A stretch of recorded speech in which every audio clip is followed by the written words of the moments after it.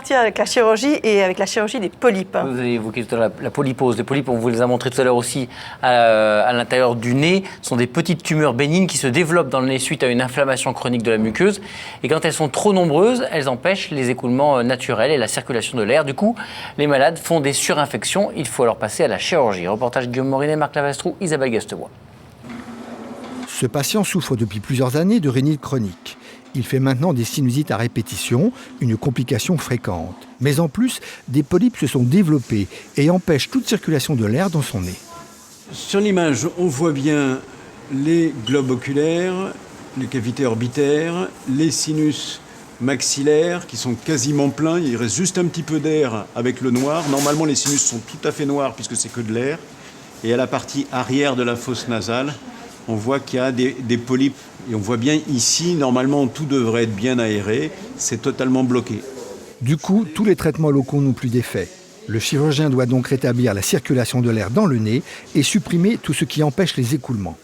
Cette opération se fait sous anesthésie générale, mais comme les fosses nasales sont difficiles d'accès et très proches des yeux et du cerveau, le chirurgien doit rester très prudent.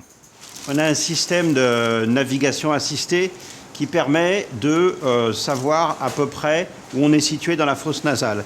Si je mets l'aspirateur juste sur la pointe du nez, vous voyez qu'il m'indique que je suis sur la pointe du nez. Cette sécurité supplémentaire permet au chirurgien un meilleur contrôle de ses gestes, en plus de l'endoscopie, une petite caméra qui lui montre l'intérieur du nez. On rentre dans la fosse nasale, on voit les cornets inférieurs, le cornet moyen, ça sécrète pas mal, et vous voyez l'orifice des sinus maxillaires, un polype ici, et puis des espèces de sécrétions sales qui coulent.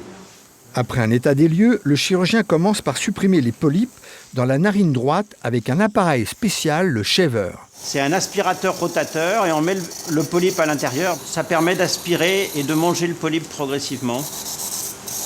Voilà. Donc là, on ouvre, on nettoie. Le chirurgien enlève tout ce qui obstrue les fosses nasales. Il s'occupe ensuite des sinus dont les orifices sont presque complètement bouchés par la surinfection. Dans un deuxième temps, on va ouvrir et nettoyer le sinus maxillaire.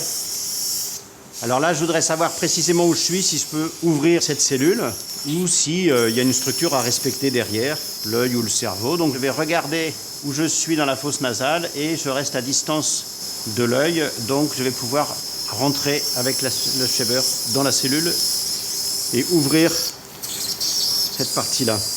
Avec beaucoup de précautions, le chirurgien débouche et agrandit les ouvertures des sinus. Donc là, on arrive dans le sinus maxillaire et le but, c'est de encore un peu d'eau, de bien aérer ce sinus de façon à ce qu'il se vide plus facilement, qu'il n'y ait pas de confinement et de rétention.